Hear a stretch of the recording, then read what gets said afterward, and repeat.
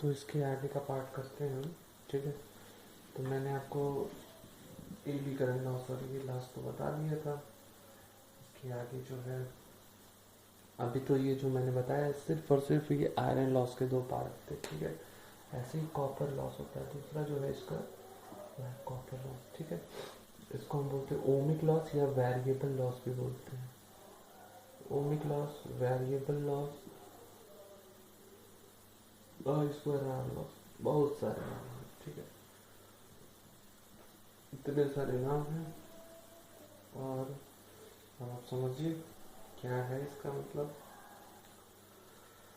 इसको कॉपर है ये तो Cu, पावर है तो PCU से रिप्रेजेंट करते हैं, ठीक है।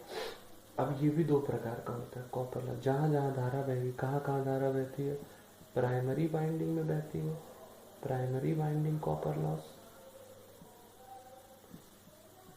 कॉपर लॉस को शॉर्ट कर दिए। ऐसे ही सेकेंडरी बाइंडिंग कॉपर लॉस, ठीक है। तो मैंने आपको इस तरह बताया। अब टोटल जो कॉपर लॉस है PCU बराबर प्राइमरी प्लस सेकेंडरी, प्राइमरी में जो धारा बह रही है I1 square R1 plus secondary में जो धारा बह रही है I2 स्क्वायर R2।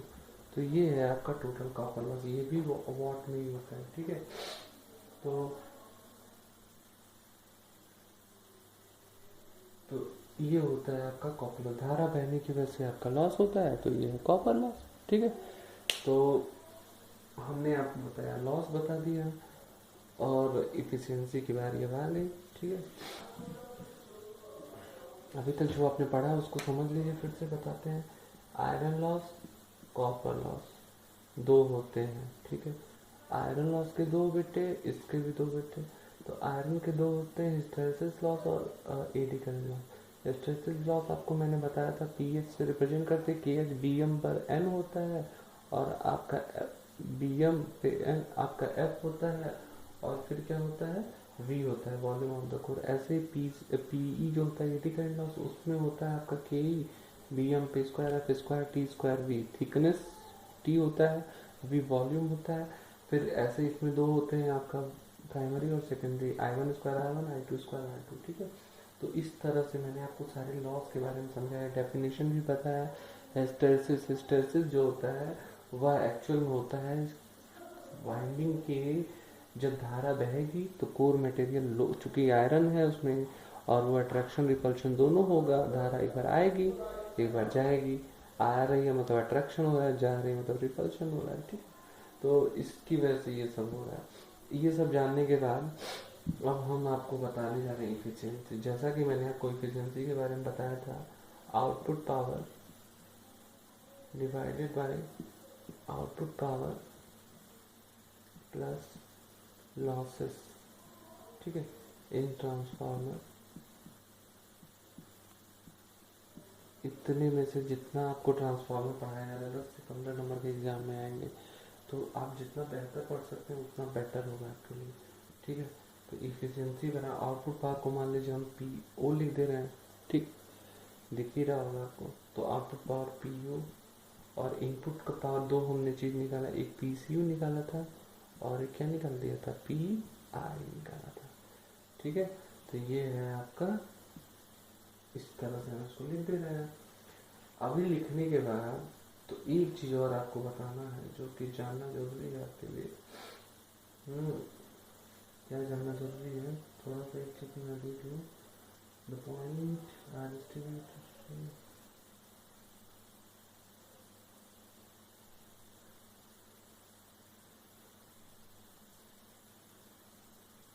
ठीक है। तो ये हो गया आपका, ठीक है।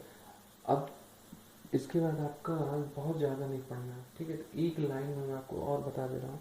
एक्चुअली में आउटपुट पावर का मतलब सेकेंडरी पावर होता है और सेकेंडरी पावर का फॉर्मूला सेकेंडरी में V2I2 VI cos थीटा होता है, आपको पता ही है।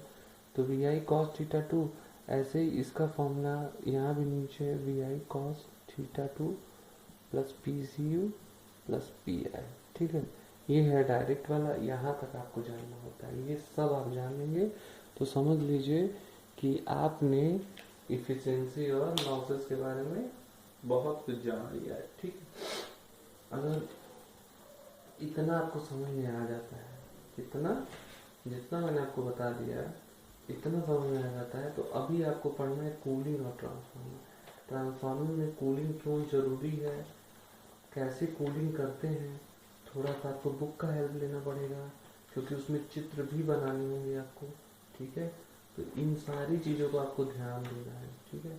मैं आपको बताने जा रहा हूँ, आप समझिएगा।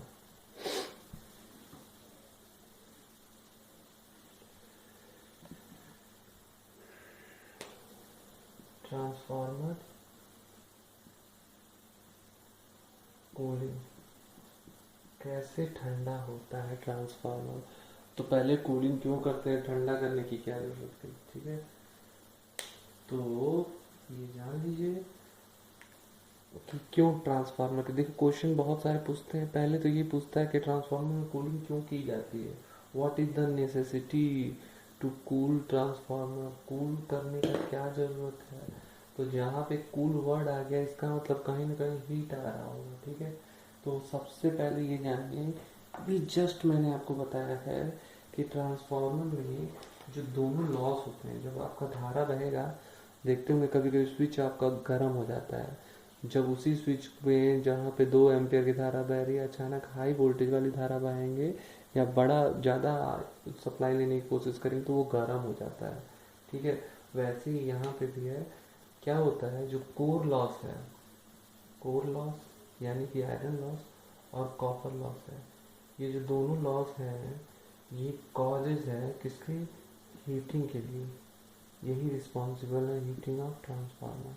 लॉस है तो हीटिंग होगा, वैसे भी पावर की हीटिंग, पावर लॉस इसी की वजह से होता है, ठीक है। तो कोर लॉस और copper loss causes heating of transformer, ठीक है। और हमारा ये बहुत इम्पोर्टेंट है कि ट्रांसफार्मर का जो टेम्परेचर है वो मैक्सिमम वैल्यू से ज़्यादा ना हो। It is very important, it is very important to keep temperature of transformer within specified limit, या बोल दीजिए within specified limit या within limit, it is very important to keep temperature of transformer within limit, ठीक है। Otherwise क्या होगा, otherwise it may cause, क्या हो जाएगा, डैमेज ऑफ इन, ब्लास्ट हो जाएगा, ट्रांसफार्मर पूरा जल जाएगा, ठीक है।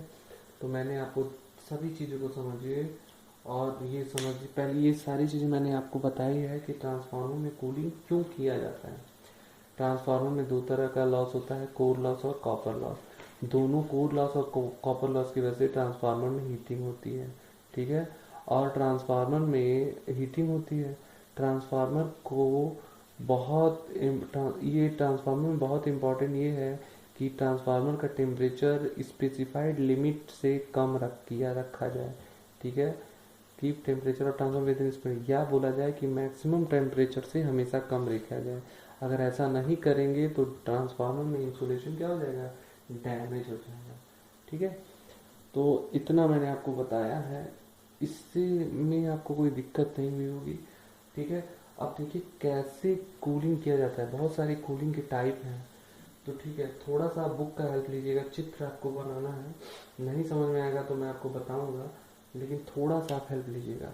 Type of transformer, type of cooling, cooling के जो टाइप है ट्रांसफार्मर में, पहला है, मैं आपको समझा रहा हूँ, ठीक है, लेकिन चित्र आपको जानना चाहिए, चित्र एग्जाम में आएगा भी एक question. Air natural cooling,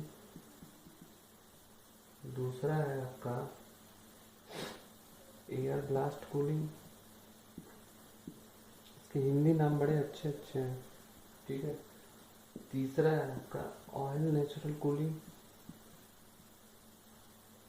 oil natural cooling. चौथा है आपका ऑयल ब्लास्ट कूलिंग, ठीक है, और भी बहुत नाम है, force oil, force air, force oil and forced air cooling, एक और है आपका force forced oil, force air cooling water cooling भी होता है, forced oil and forced water cooling, इतना सारा टाइप हो गया आपका। ठीक है, तो ट्रांसफार्मर की कूलिंग कितना जानना जरूरी है आपको, ये जानिए। एक एग्जाम में आपका जरूर आएगा। एयर नेचुरल, एयर का मतलब हवा, नेचुरल का मतलब प्राकृतिक, और कूलिंग का मतलब शीतलीकरण। तो जब हवा, जैसे देखा होगा गांव में ट्रांसफार्मर ऐसे रखा रहता है, और ट्रांसफार्मर रखा रहेगा पुराना, तो उसको हवा द्वारा, जो हवा चल रही है नॉर्मली, टेम्परेचर अपने आप हवा बहेगी तो कम हो जाएगा। तो इस तरह का जो कूलिंग होता है उसको हम बोलते हैं एयर नेचुरल कूलिंग। ठीक है, इस तरह की जो कूलिंग है जो ऑटोमेटिक हो रहा है, इसको हम बोलते हैं प्राकृतिक। जो बाहर रख दिया गया, अपने आप ठंडा हो रहा है, बारिश हो रही है तो ठंडा हो जा रहा है, हवा चल रही है तो ठंडा हो जा रहा है। ठीक है, धूप से गर्म भी हो रहा होगा। तो ये सारी जब हो रही है तो इसको हम बोलते हैं एयर नेचुरल कूलिंग, ये नॉर्मल वाला है। दूसरा है एयर ब्लास्ट कूलिंग। एयर का मतलब हवा, ब्लास्ट का मतलब झोंका कूलिंग, हवा की झोंके से जब कूलिंग की जाती है उसको हम बोलते हैं एयर ब्लास्ट कूलिंग। हवा का झोंका कैसे दे सकते हैं आप, फैन लगाना पड़ेगा आपको, कूलर लगाना पड़ेगा। अगर फैन और कूलर के द्वारा आप दे रहे हैं, या कोई एक ऐसा माध्यम जहाँ से हवा को तेज दिया जा सकता है, उसकी वजह से अगर कूलिंग हो रही है तो उसको हम बोलते हैं एयर ब्लास्ट कूलिंग। ठीक है, अभी आपने देखा होगा नया वाला जो चल रहा है, ट्रांसफार्मर के ऊपर ऐसे टंकी बनी होती है, बेलनाकार टाइप की एक टंकी बनी होती है, मान लीजिए जैसे गोल टाइप की टंकी बनी होती है। ठीक है, यहाँ से ऐसे कोर में गया होता है। ठीक है, तो ये जो बेलनाकार टंकी है, इसको, टंकी में ऑयल भरा होता है। ठीक है, तो अगर ऑयल आप डाल दे रहे हैं और ऑयल जो है थोड़ा थोड़ा आ जा रहा है, आ जा रहा है, तो उस तरह की जो कूलिंग हो रही है ऑयल की वजह से, वो क्या होगा, तेल होता है। तो जब ये मान लीजिए गर्म है, ठीक है, ये गर्म हो रहा है धूप की वजह से या करंट की वजह से, तो जब तेल इसमें आएगा तो गर्म चीज़ को वो ठंडा कर देगा। ठीक है, ये बहुत मोटा होता है, तो ऐसे ही घूमता रहेगा तो ये ठंडा करेगा। ऑयल ब्लास्ट में वही चीज़ जो है वो तेजी से आने लगे। अब फोर्स ऑयल, फोर्स एयर का मतलब हवा का झोंका भी रहे, तेल भी रहे, दोनों रहेगा। तो अगर इसको हम बोलेंगे फोर्स ऑयल। और फोर्स ऑयल, फोर्स वाटर का मतलब पानी भी देते हैं और तेल भी देते हैं, तो इसको हम बोलेंगे force oil, force water cooling. ठीक है, इतना सारा टाइप आपको मैंने बेसिकली थोड़ा थोड़ा करके बताया है। आप क्या करिएगा, बुक से जरूर देख लीजिएगा एक बार। अगर आप खुद से भी नहीं कर पाएंगे तो मैं आपको बता दूंगा कि कौन सा वाला आपको चित्र बनाना है। बेसिकली यही चित्र आपको बनाना पड़ेगा, ऑयल ब्लास्ट वाला। ठीक है, ये एग्जाम में आ सकता है, ऑयल ब्लास्ट वाला, या ऑयल या एयर ब्लास्ट दोनों एक ही चीज़ हुआ, या फोर्स ऑयल फोर्स वाटर करके। ठीक है, तो अगर आप खुद से कर लेंगे तो बेटर है, अदरवाइज मैं आपको खुद बताऊंगा। इसमें कुछ भी नहीं करना है आपको, सिर्फ और सिर्फ क्या करना है, टाइप कैसे किस मेथड से ठंडा किया जा रहा है, ये 6 मेथड आपको मैंने बताया। पहला है एयर नेचुरल कूलिंग, प्राकृतिक शीतलीकरण हवा के द्वारा, जैसे नॉर्मली हो रहा है मौसम के हिसाब से। हवा का झोंका जब दिया जाएगा तो एयर ब्लास्ट होगा, ये कूलर से, फैन से, मान लो एसी से। ऑयल नेचुरल कूलिंग का मतलब तेल, प्राकृतिक तेल यहाँ डाल दिया गया, तेल की वजह से ठंडा हो रहा है। अब वही तेल अगर तेजी से जाने लगता है किसी वजह से तो उसको ऑयल ब्लास्ट बोलते हैं। ठीक है, बहुत सारी चीजें मैंने आपको बताया। और जैसा ये हो गया आपका फोर्स ऑयल का, फोर्स एयर का मतलब जैसे मान लो तेल गरम, अगर तेल इसमें आ रहा है लेकिन तेल भी तो गर्म हो जा रहा होगा इसको ठंडा करने के लिए, तो तेल को फिर हवा के द्वारा ठंडा करके फिर कर रहे हैं, फिर कर रहे हैं। यही चीज़ यहाँ पे भी है। इस तरह से मैंने आपको इतना सारा बताया है। और मैं आपको ये भी बता दूँ कि मुश्किल से 2 से 4 लेक्चर और आपका बचा है, फिर BEEE का इलेक्ट्रिकल पोर्शन समाप्त हो जाएगा। तो आप खुद से पढ़िए, डाउट जितना पढ़ा दिया गया है सारा सिलेबस एग्जाम में इससे ज़्यादा आएगा ही नहीं। आप पढ़िए और जो भी डाउट है आप पूछिए। ठीक है।